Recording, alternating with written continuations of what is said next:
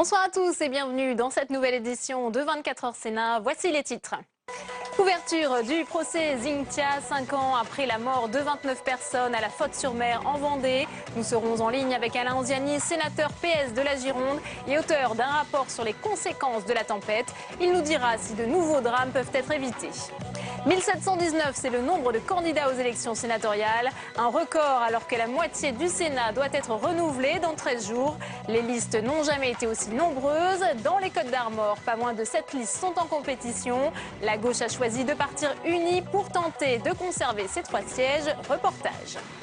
L'heure de vérité approche pour Manuel Valls. Le Premier ministre demandera demain pour la 2e fois en 6 mois la confiance des députés. Au Sénat, Laurent Fabius, le numéro 2 du gouvernement, viendra lire en simultané la déclaration de politique générale. Alors la confiance ou le chaos, c'est le débat de ce 24 heures Sénat. Après l'assassinat d'un 3e otage dont l'exécution par les djihadistes a été diffusée samedi, la conférence internationale pour la paix et la sécurité en Irak s'est ouverte aujourd'hui à Paris. Au même moment, des avions français ont commencé à survoler l'Irak afin de procéder à des frappes aériennes. Marie Brémaud. Les visages à l'Élysée sont empreints de gravité. C'est qu'il y a urgence, un constat unanime au sortir de la conférence de Paris. La trentaine de pays réunis autour de François Hollande et son homologue irakien Fouad Massoum se sont dit prêts à former une coalition globale face à la menace. Cette conférence a un seul objectif: apporter aux nouvelles autorités irakiennes le soutien politique qui leur est nécessaire pour lutter contre une menace majeure qui s'appelle Daesh et qui fait peser sur l'Irak, sur la région du Moyen-Orient et sur le monde un risque majeur. Si peu d'informations concrètes sont sorties de cette réunion, l'unité affichée est d'ores et déjà une petite victoire face aux djihadistes qui font régner la terreur sur le nord de l'Irak et le sud de la Syrie. La coalition s'est donc engagée à fournir une aide militaire appropriée. Ce matin même, les Rafales français basés à Abu Dhabi ont décollé pour effectuer leur première mission de reconnaissance en vue de frappes aériennes prochaines. 5 ans après le passage de la tempête Xynthia, le temps de la justice à présent avec l'ouverture d'un procès hors norme au Sables-d'Olonne. 5 prévenus, 120 parties civiles, 5 semaines d'audience pour déterminer le degré des responsabilités. Louis Sibyl. L'apocalypse. Pendant la nuit du 27 février 2010, en 5 heures seulement, la commune de la Faute-sur-Mer en Vendée est engloutie par la tempête Xynthia. Bilan, 29 morts dans ce seul village. Alors les élus comme les services de l'État ont-ils tout fait pour éviter un tel drame? Pour répondre à cette question, un procès hors norme pour l'une des catastrophes naturelles les plus meurtrières depuis 30 ans en France. Sur le banc des prévenus, René Maratier, l'ancien maire de la Faute-sur-Mer, est particulièrement montré du doigt. Il n'a mis en place ni plan de prévention du risque d'inondation, ni repère de crues. Fait peut-être encore plus grave, il aurait également délivré des permis de construire en zone inondable, sans en informer suffisamment la population. Le procès doit aussi mettre au jour des petits arrangements entre élus. Certains des terrains sensibles appartenaient à la première adjointe, Françoise Babin, chargée d'ailleurs de l'urbanisme. L'agence immobilière qui les mettait en vente était dirigée par le fils de celle-ci. Enfin, les maisons des nouveaux lotissements à risque étaient construites pour la plupart par l'entreprise d'un autre conseiller municipal, Patrick Masselin. Ils risquent tous 5 ans de prison pour homicide involontaire et mise en danger de la vie d'autrui. Autre point à éclaircir, l'évacuation de la population d'une commune ne relève pas de la compétence du maire, mais du préfet. Nul doute que la défense des prévenus fera valoir une faillite globale de l'État. Et nous sommes en ligne avec Alain Anziani, sénateur socialiste de la Gironde. Bonsoir. Bonsoir. Alors en juillet 2010, vous aviez été le rapporteur d'une mission d'information du Sénat sur les conséquences de cette tempête Xynthia.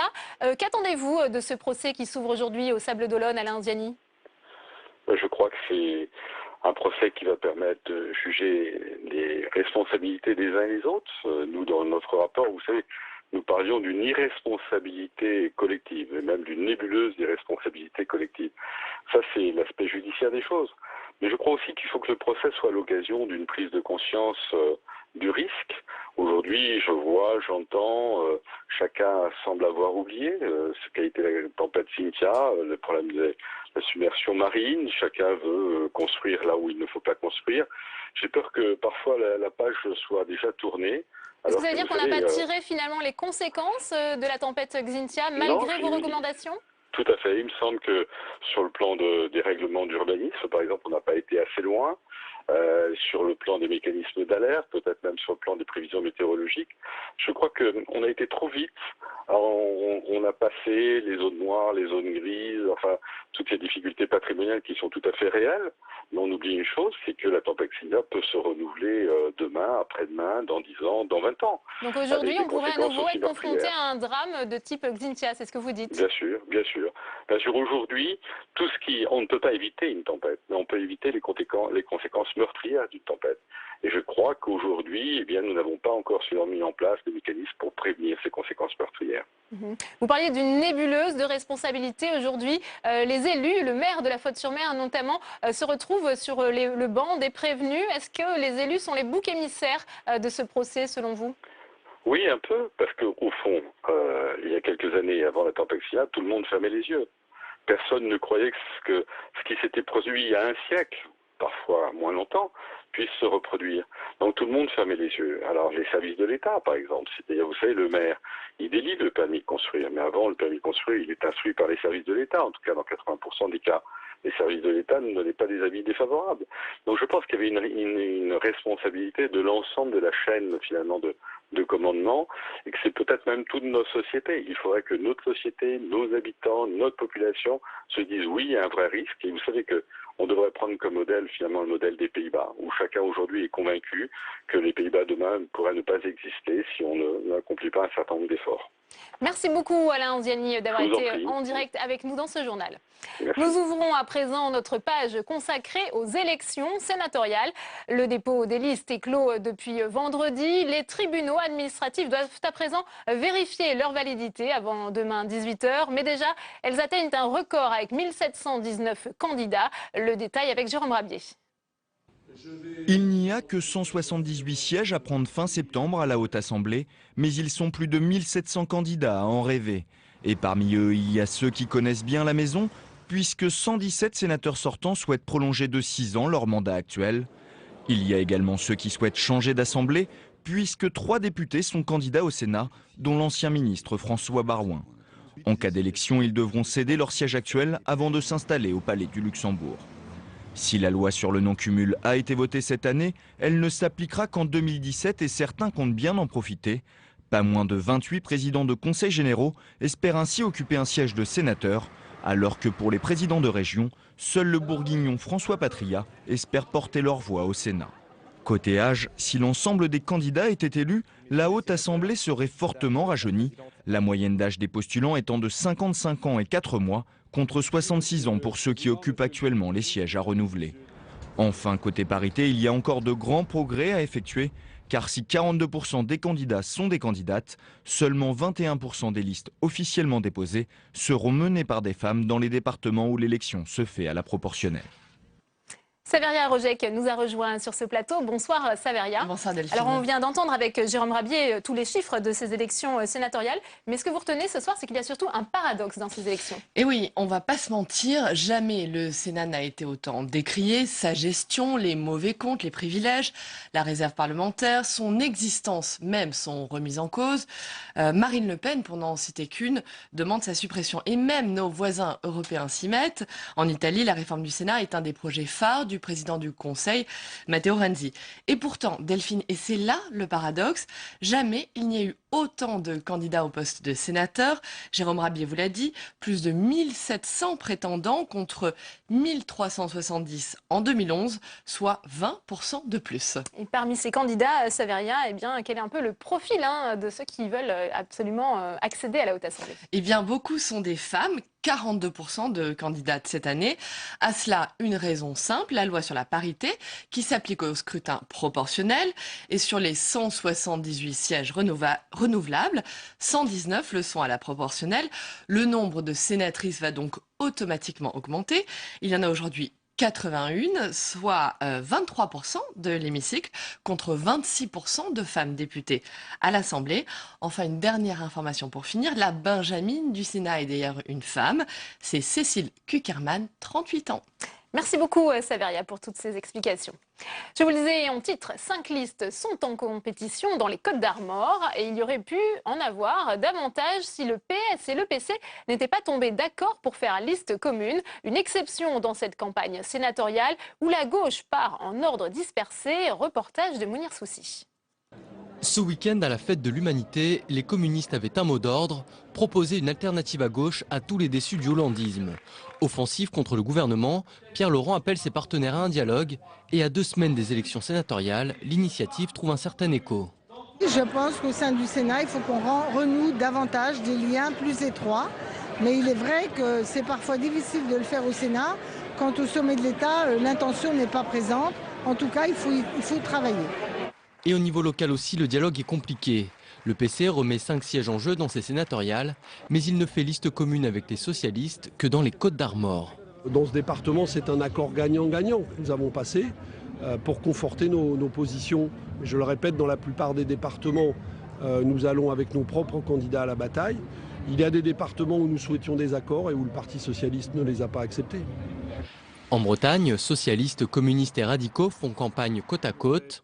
Pas surprenant sur cette terre traditionnellement ancrée à gauche, où chacun fait des efforts pour déconnecter cette élection des clivages nationaux. Sur un certain nombre de sujets qui concernent énormément cette élection, c'est-à-dire le statut de l'élu, c'est-à-dire la place des collectivités, le rapport de ces collectivités à l'État, il y a aussi des convergences. Donc voilà, chacun garde ses convictions, chacun garde son approche, mais sur un certain nombre de sujets, nous nous retrouvons. Des retrouvailles qui au début ne coulaient pas de source. La composition de la liste a donné lieu à de nombreuses tractations, mais au final, la volonté de barrer la route à la droite l'a emporté sur les querelles de parti.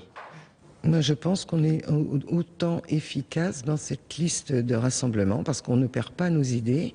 On essaie de travailler en commun avec nos collègues élus socialistes. Je pense aussi qu'on peut faire évoluer les choses comme ça. Les communistes ont saisi la main tendue, mais sur place, les militants socialistes espèrent qu'ils ne la lâcheront pas une fois élus. Est-ce que les gens qu'on va faire élire aujourd'hui vont voter contre nous après, quoi? Donc c'est la question en fait. La gauche, qui détient les 3 sièges du département, part unie pour tenter d'en conserver au moins 2. Un résultat qui aurait déjà la saveur d'une victoire vu le contexte national. Et pour être tout à fait complet, voici les têtes de liste au sénatorial dans les Côtes-d'Armor. La liste s'affiche sur votre écran.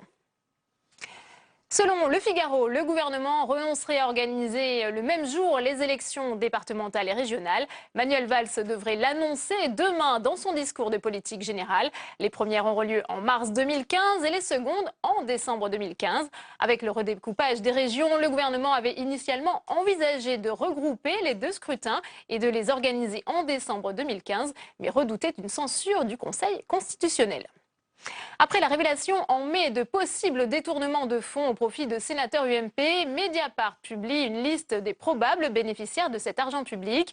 Sont cités Jean-Claude Gaudin, Roland Duluard ou encore Gérard Longuet. Selon le site internet, plusieurs sénateurs du groupe UMP devraient être auditionnés prochainement dans le cadre d'une information judiciaire. 24 heures Sénat, tout de suite le débat.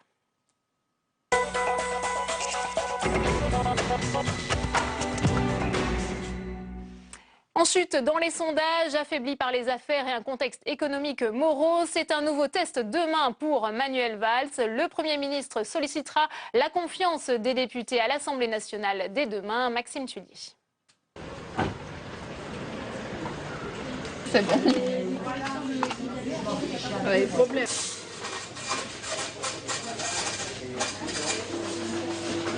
Avec le sujet concernant le vote de confiance, on va tout de suite ouvrir le débat avec nos invités ce soir.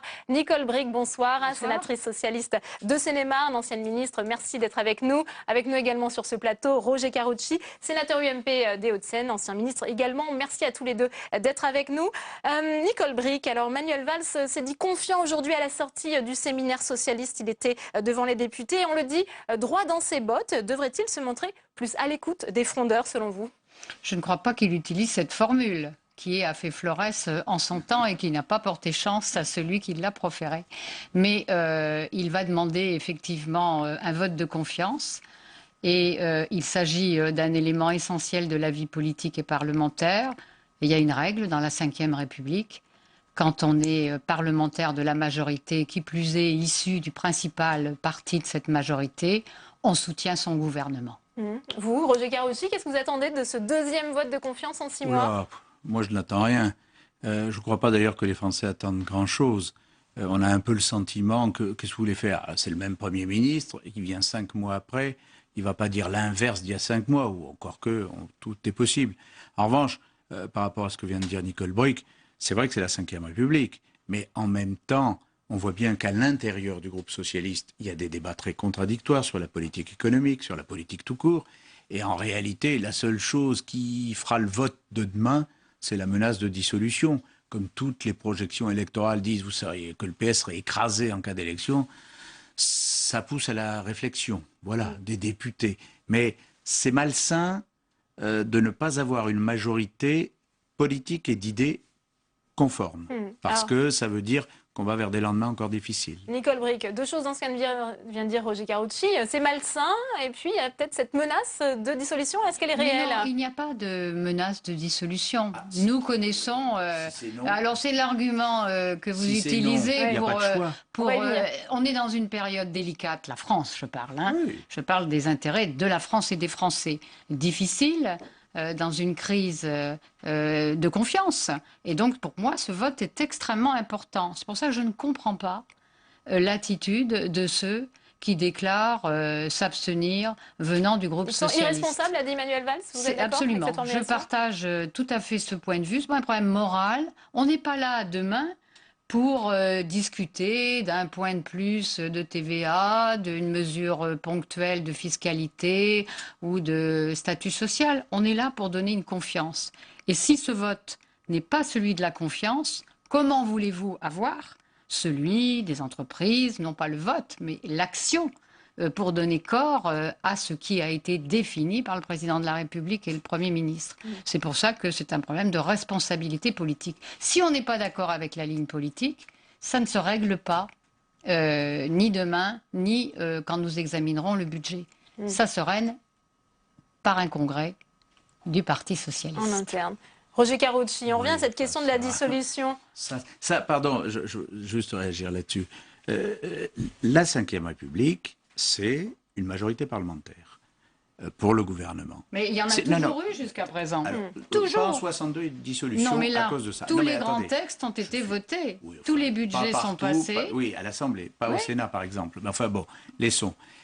Toujours est-il que si demain, un certain nombre de députés socialistes ou chevènementistes s'abstiennent et que le gouvernement n'a pas de majorité, la dissolution, elle est automatique. C'est pas nous qui la demandons. Est-ce qu'elle est souhaitable pour la droite aujourd'hui? Quand un gouvernement n'a pas de majorité, le président de la République n'a que cette arme, la dissolution. Il en aura une. Il en aura une. Attendez, on verra demain. Mais en tout cas, c'est pas nous qui demandons la dissolution, c'est la règle constitutionnelle. Deuxième élément, j'entends bien ce que dit Nicole Bricq. De toute façon, c'est dans un congrès socialiste que ça se décide. Le Parlement, c'est pas que les congrès des partis. Pas plus à l'UMP d'ailleurs qu'au PS. Il y a une liberté de vote des parlementaires. Oui. Nous la respectons au groupe UMP. Il n'y a pas de mandat impératif.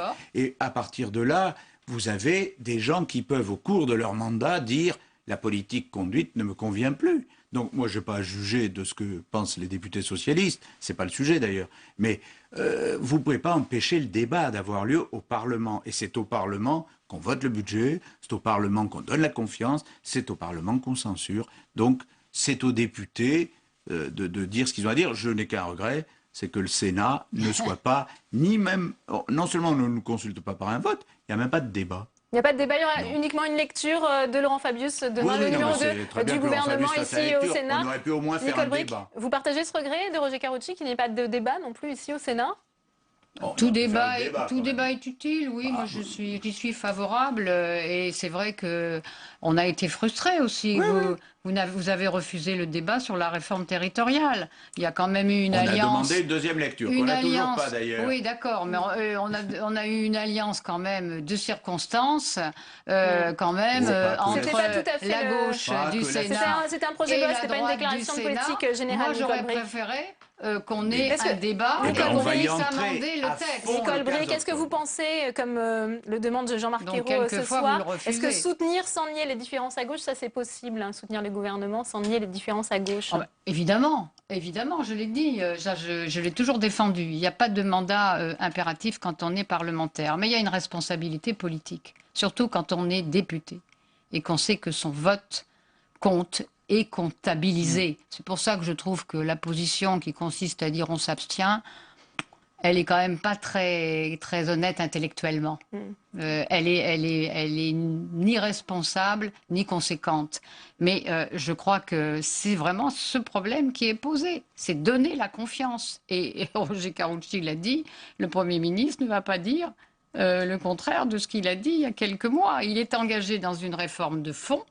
Il veut aller le plus loin possible et vous savez qu'on a un Premier ministre quand même qui est très énergique. Est-ce que vous pensez qu'il a donné un coup de barre à gauche dans son discours demain ou est-ce qu'il a déjà suffisamment bien réfléchi sa politique? Vous savez, dans la loi de finances rectificative, il y a quand même eu des avancées. Moi, j'ai fait les comptes, ça nous a quand même coûté 2 milliards. Donc c'est pas rien. Il y a eu des avancées sur l'impôt sur le revenu pour les catégories les plus impactées dans le bas du barème.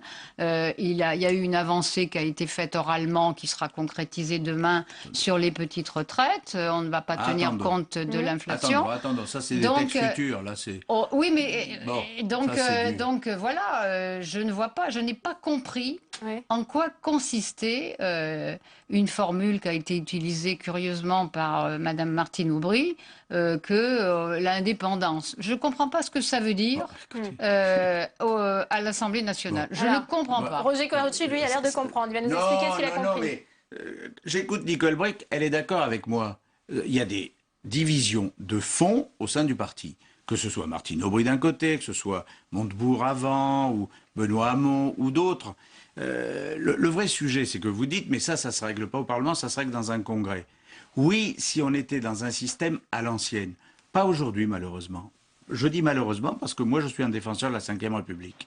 Et que je ne comprends pas très bien ce qui se passe. Mais il est un fait. On l'a dit à bout de souffle, Roger Carucci, cette Ve République. Certains appellent même à un passage à une Sixième République. Les institutions sont à bout de souffle quand elles sont mal utilisées. Et par exemple, moi, j'ai eu l'occasion de dire au ministre chargé des relations avec le Parlement, ne dites pas que le Sénat est décalé ou que le Sénat est rétrograde, c'est que vous ne lui parlez pas suffisamment. C'est que vous ne le traitez pas suffisamment. Les institutions, quand elles sont bien utilisées, elles ont du sens. Sauf que on a un vrai sujet, il n'y a plus de majorité présidentielle. On a vu le Front de gauche se retirer, les écologistes critiquer, et maintenant une partie du Parti socialiste dire nous, on va lever les fourches. Et à partir de là, le fonctionnement de la Ve République n'a plus de sens. Donc forcément, il doit y avoir un vote pour savoir si oui ou non il y a encore une majorité de fond ou s'il n'y en a plus. Et s'il n'y en a plus, il faut revenir devant le peuple. Si vous regardez l'histoire récente parlementaire, rappelez-vous, Roger Carucci, vous connaissez bien l'histoire. Et l'histoire de la Ve, peut-être encore mieux que moi. Rappelez-vous la période où Michel Rocard était Premier ministre. Il n'y avait pas de majorité. Il n'y avait pas de majorité. Et il l'a trouvé sur des textes extrêmement importants. Il y a une réforme de fond. Une réforme de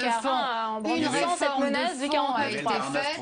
L'introduction de la CSG. Il y avait la 49.3. Oui, mais il y a plus. Une réforme de fond a été opérée sans majorité. Et moi, j'observe que sur tous les grands textes, le CICE, la loi de finances rectificative, tous les grands textes de portée économique et financière, le traité européen, l'Assemblée les a votés. Il y a eu une majorité. Tous les budgets sont passés. Donc moi, je me contente des faits, je les regarde et je ne vois pas pourquoi ça changerait alors que la politique va dans la même direction.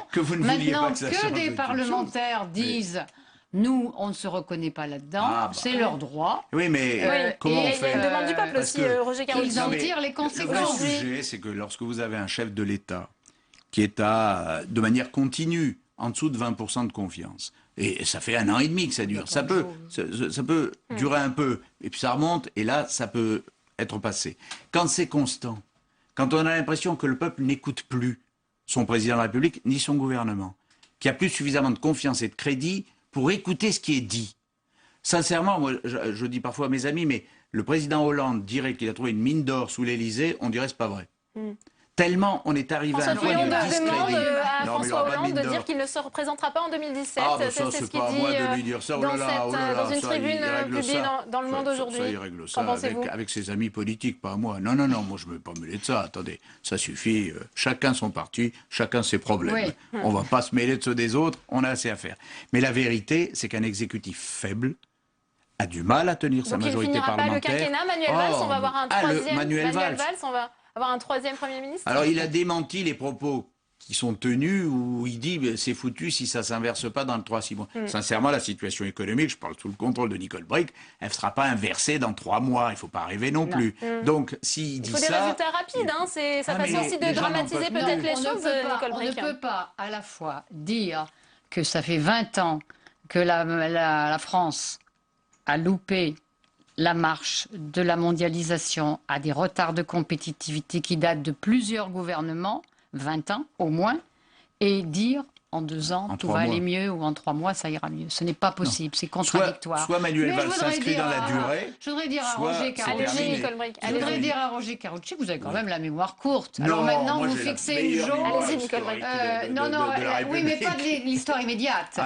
Celle qui était inscrite de 2007 à 2012, parce que quand même. Il n'y a pas eu de problème de majorité. Oui, d'accord. Ah bah c'est bien le fondement de la 5e République. Vous parlez des sondages. Il y a quand même eu un moment. Jamais autant. Quand même, le président Sarkozy c'est vrai qu'il y a eu du rejeté, y compris par beaucoup d'éléments de sa majorité. Est-ce que le Parlement était bien respecté quand Nicolas Sarkozy était au pouvoir, Roger Carucci? Ah oui, sincèrement, je le dis d'autant plus que j'étais... Non mais j'étais Rappelez-vous de la dernière élection sénatoriale de 2008. Oui, mais c'était plus sur les réformes territoriales que vous allez d'ailleurs payer cette fois-ci. Oui, il y a toujours un moment où on paye un peu. C'est votre tour. mais sincèrement, moi je me souviens, et je faisais, pas seulement parce que j'étais sénateur d'origine, mais beaucoup d'efforts pour dire, j'étais très souvent à l'Assemblée et très souvent au Sénat. Très souvent au Sénat. Parce que je disais, il faut respecter les 2 assemblées, il faut travailler avec tous les groupes, et je travaillais à l'époque avec le président du groupe socialiste Jean-Marc Ayrault à l'Assemblée. Aujourd'hui, on a l'impression que le gouvernement a tellement de problèmes internes à sa majorité qu'il ne parle plus en vrai à l'opposition, ni au groupe d'opposition.